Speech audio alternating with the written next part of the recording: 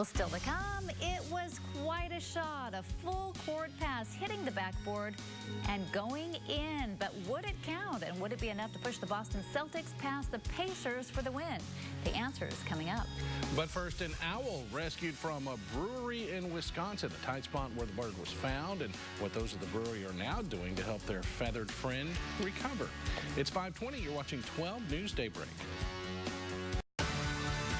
A snowy owl is on the path to recovery after being rescued from a smokestack in Titletown Brewery in Wisconsin.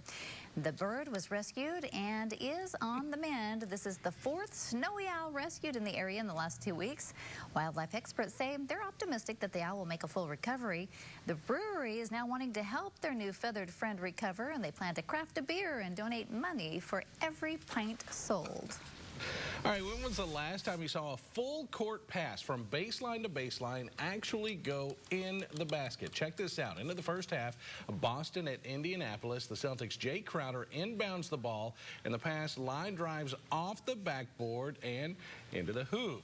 However, since no Celtic player touched the ball on the long pass, the three-pointer did not count. Too bad, because the Pacers ended up beating Boston by 100 to 98. Wow. Could have been a game winner. Doesn't count if you're standing out of bounds when you throw it. Right. So, yeah.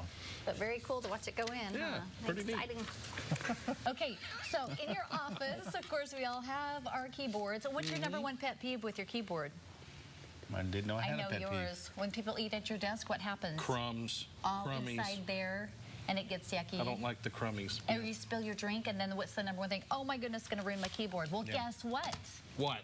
Apple has found a solution. Look at this. They now have a patent. They filed a patent to have a keyboard with no keys. What? That's what it would look like. And, you know, it's much like you Oh, kind I don't know of about hard to this. consider, but if you think about an iPad or even your phone, Oh, so it's still going to have... it's still going to have the keys. Oh, You can okay. see them. Just not but raised just keys. not, yeah.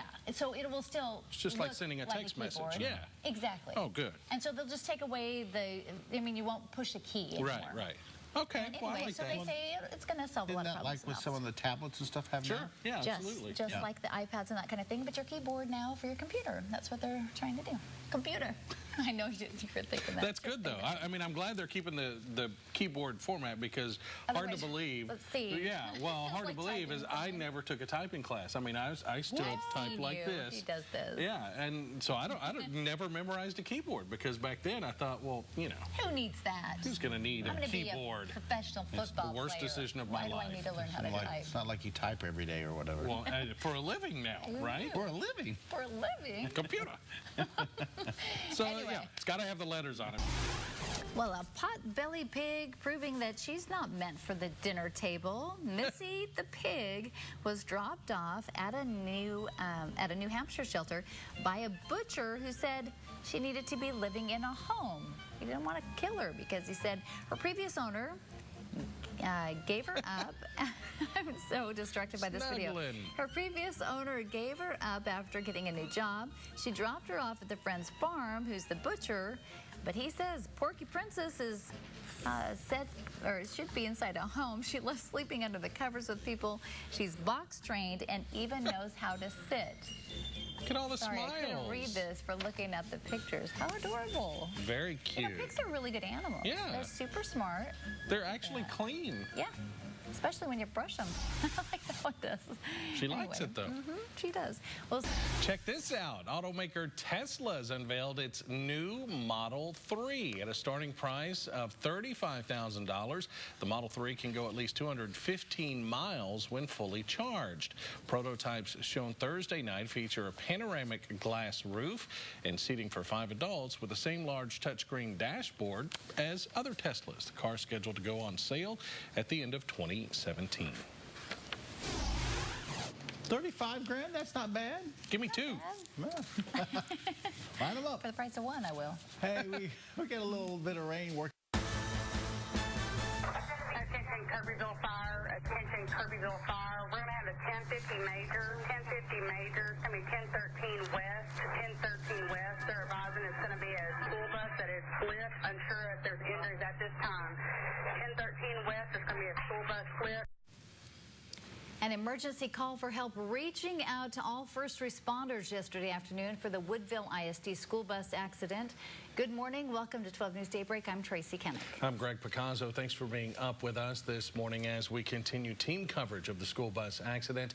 A community prayer is scheduled for 8 o'clock this morning in front of Woodville High School to pray for the victims and their families. And meanwhile, the Texas Department of Transportation is continuing to investigate Thursday's school bus crash in Jasper County. About 30 Woodville ISD students were taken to area hospitals following the rollover wreck on FM 1013.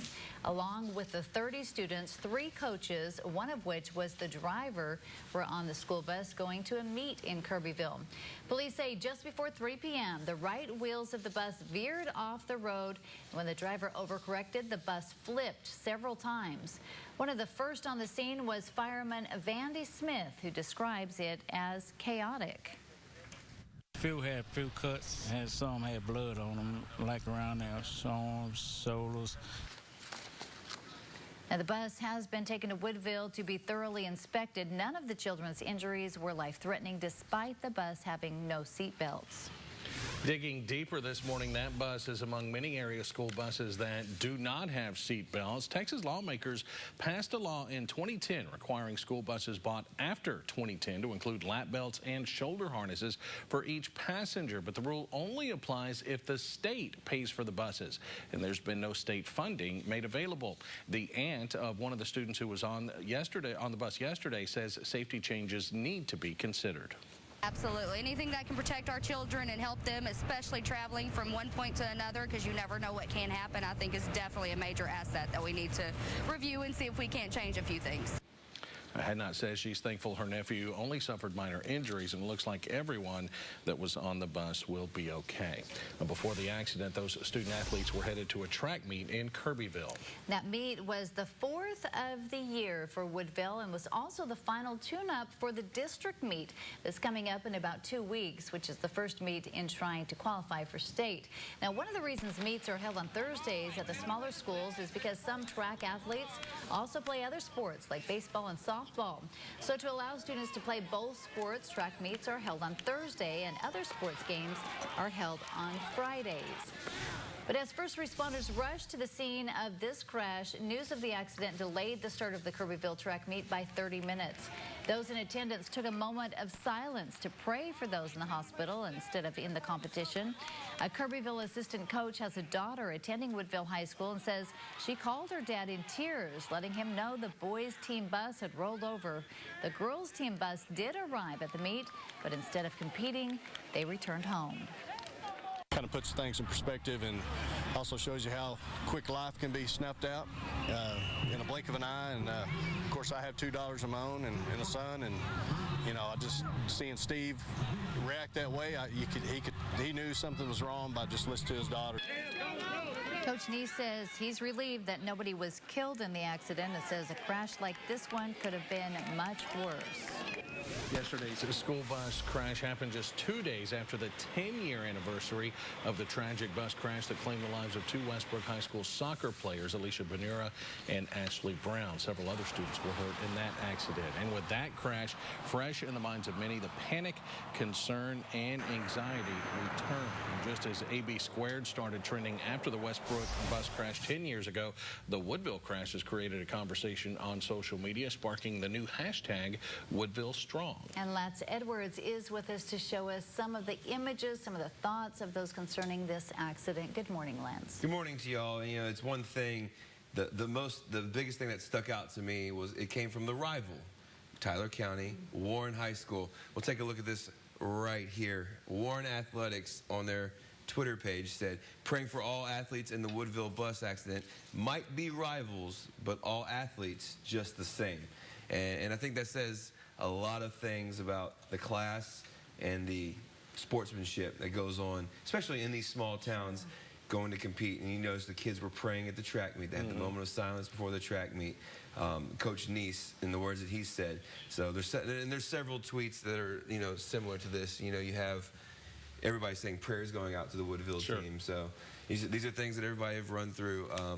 Just the word goes out, and instantly people do turn to social media and say a few things. So it's a good thing to use if you have something that you want to say, if you want to put some of these team members, the Woodville track team, in your prayers. Just use that hashtag Woodville Strong and let them know that you're thinking about them and caring about them. The rivalries are great on the field or on the court or whatever sport you may be playing, but we're all neighbors. I mean, we've seen that through the Westbrook tragedy, through hurricanes, through the recent floods. We're all neighbors. I mean, you know, this is our hometown. This is our area. So certainly we're going to support those student athletes from Woodville in this. And, you know, like we said, luckily, you know, it could have been a lot worse. So. Yeah, and it was great of those athletes that they interviewed to say, hey, look, we know it could have been us. We're praying for them. Of course, we compete with them here, but we never know when something like this will hit home. So good thing that they're turning out and letting them know. I mean, they're putting it all in perspective, real life. It really does. It really does. For sure.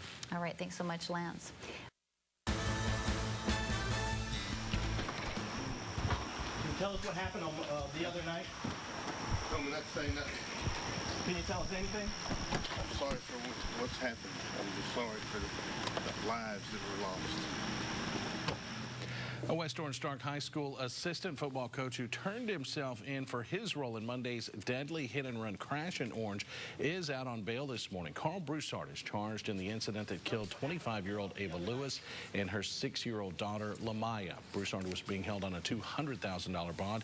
He surrendered on Tuesday night and gave investigators a statement admitting his involvement. According to the affidavit, Broussard says as he was turning off of MacArthur Drive onto Donnell Street, he heard what he called a thud that damaged his windshield. Investigators say Broussard pulled into a parking lot for several moments without checking to see what he hit.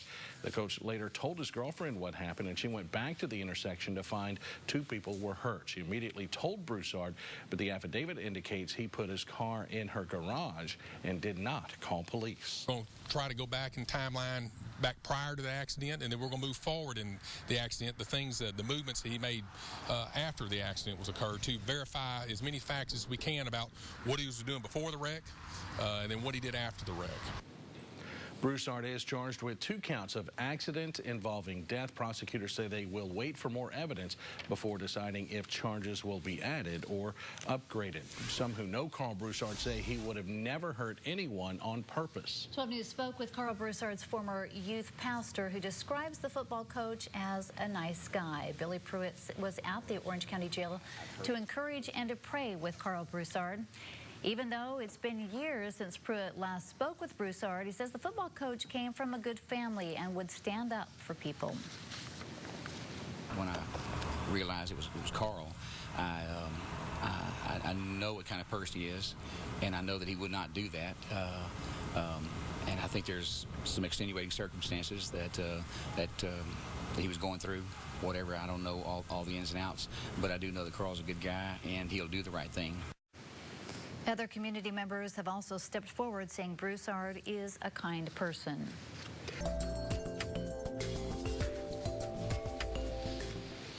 Just ahead of the spring and summer travel season, the nation's top health officials are warning that the Zika virus appears to be a lot scarier than first thought, spreading much faster. According to the Centers for Disease Control, the states, including Texas, marked in color, are more likely to see the spread of the mosquito-borne illness. In a different map of the U.S., you can see how the threat stretches even further north, as those states have a possibility of spreading the virus as well. The National Institutes of Health and the CDC are issuing an urgent plea to Congress to act now to pay for immediate steps to protect Americans. Already 346 Zika cases reported all over the country, and now pregnant women living along the Gulf Coast are potentially at risk. And as officials fight for funding to battle the mosquito-borne Zika virus, researchers at the University of Texas believe they may have found a way to stop it. We aren't talking about your everyday mosquito repellent, but a mosquito-killing algae. It's the first of its kind, but the algae will kill the pests early and lower the population. So we're taking an alga that's a green alga that normally is in those habitats and inducing it to make a couple of proteins that will specifically kill the larva. The more algae it eats, actually, the better it is, and the faster it's going to die. Professor Heron says the algae works fast, killing the mosquito within 24 to 48 hours and is effective against most mosquito species in the U.S. The goal is to get it out of the lab and into stores for people to use right now, but because of funding, it should be available early next year.